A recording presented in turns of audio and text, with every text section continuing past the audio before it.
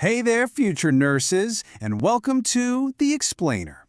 Today, we're diving into a skill that you will use literally every single day: safe patient ambulation.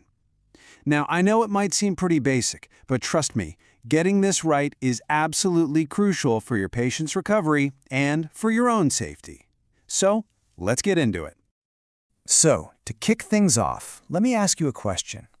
What do you think is one of the biggest, most common risks in all of patient care? It's probably not what you think. It's not always the super complex surgeries or some rare disease. A lot of the time, the biggest danger is hidden in the moments we might just take for granted. The answer is falls. Patient falls can be absolutely devastating. That's why our job as nurses is to turn what looks like just a simple walk into a critical piece of a safe recovery. You've got to remember, ambulation isn't just about getting from point A to point B. It is a therapeutic intervention. And getting it right, well, that's completely non-negotiable. Our journey to a safe walk starts long before your patient's feet even touch the ground. This whole first phase, what we're calling before you move, is all about laying the groundwork, because a safe walk is built on a solid foundation of safety. I want you to think of this as your pre-flight checklist. Every single time. First, you're going to review that client's record. Are they on any meds that can make them dizzy? Do they have a history of falls? What's their mobility status? Then, gather all your supplies. Gait belt, non-skid socks, walker, whatever you need. After that, provide privacy, wash your hands, and finally double-check you have the right person using 2 identifiers. This 5-point check has to become muscle memory.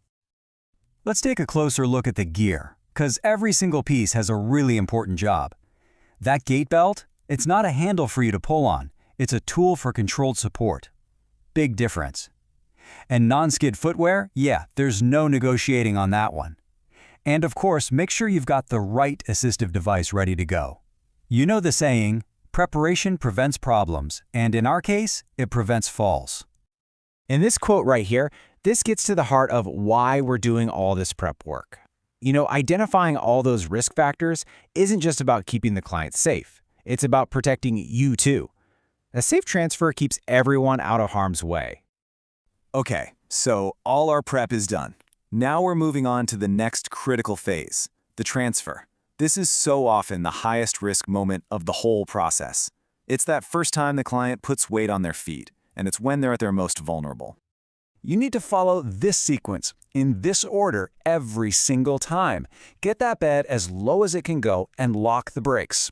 Talk your client through the plan. And then, step 3, and you're going to want to star this one in your notes for your exams, have the client sit up and just dangle their feet over the side of the bed for a moment. This isn't just a break, it's a vital safety step. Once you see they're okay, then you can put on the footwear and the gait belt. So why are we making such a big deal about dangling the feet? Well, it's because of a little something called orthostatic hypotension. Burn that term into your brain for the NCLEX. It's that sudden nosedive your blood pressure takes when you stand up too fast, and it's what makes people feel dizzy or even pass out. That simple little pause gives the body a second for the circulation to catch up, and it massively reduces the risk of a fall right from the get-go. All right, the gait belt is on and secure. Now you're going to help the client stand up. This moment right here is your first real-time check of their strength and balance. Get a good firm grip on that belt. Keep your own back straight and lift with your legs. And you need to be watching their face and listening for any sign of weakness or dizziness. And they're up. The client is safely on their feet. Now we can finally move into the walk itself. This part is all about knowing how to properly use those assistive devices, because getting the technique right, well, that's the difference between helping and hindering. Okay, pay close attention to this slide because this is a super common point of confusion for students. So, you, the nurse, always stand on the client's weaker side. Got it? Weaker side. But the cane? The cane goes on their stronger side. Why would we do that? It's so the client can lean away from their weak side, which creates a much wider, more stable base of support. The rhythm for walking with a cane is actually pretty simple. Just remember, cane, weak, strong. First, they move the cane forward. Then, the weaker leg moves forward to meet the cane. Finally, once their weight is supported, they swing that stronger leg through. Just drill that into your head. Cane, weak, strong. Now, for a walker, the name of the game is stability. The client moves the walker just a little bit forward first, making sure all 4 of its legs are flat on the floor.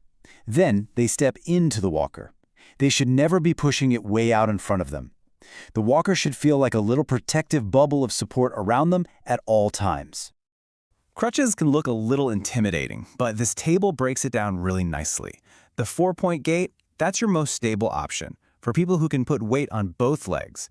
3-point is what you'll use when one leg can't take any weight at all, like with a broken ankle. And 2-point is a bit faster, but it takes more balance. It's for people who have partial weight bearing on both sides.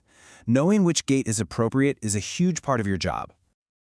So, let's say the walk went great. Awesome! But our work is not over.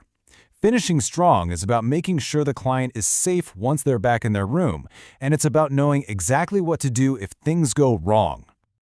Ah, this is it. This is the question that keeps every nursing student up at night.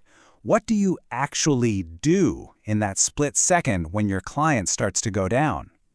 Well, the most important thing is to have a plan, so you don't panic. Okay, listen up, because this is probably the most important thing you'll hear today. If your client says they're dizzy, you stop. Right then, right there, find the nearest chair, do not push through it. Now, if they actually start to fall, your first instinct is going to be to try and catch them. You have to fight that instinct. Do not do it. You'll probably just end up injuring both of you. Instead, you use that gait belt to guide them down your leg in a controlled slide to the floor. This protects their head and softens the landing. After they're safely on the ground, then you assess them and call for help. Before you leave that room, you always do this final safety sweep. Is the call light where they can reach it? Is the bed low and locked? Is there water or phone nearby? This little routine stops them from trying to get up on their own for something they need, which could undo all of your careful work. And finally, the golden rule of nursing. If you didn't chart it, it didn't happen. Your documentation is so important. Make sure you note how far they walked, what device they used, and how they handled it. Were they steady? Did they get short of breath? This info tells the entire healthcare team how the client is progressing. And this last quote really just sums it all up, doesn't it? Our goal is always to empower our clients, to help them be as independent as they can be. But we have to do that inside a bubble of safety, providing just the right amount of support to keep them on their feet. It's a really delicate but essential balancing act. And that is your full breakdown of safe patient ambulation. You know, mastering this skill isn't just about passing a test in nursing school. It's about becoming a truly confident and safe practitioner.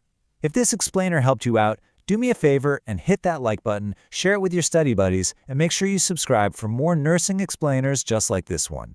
And hey, if you're getting ready for the NCLEX, be sure to check out the links in the description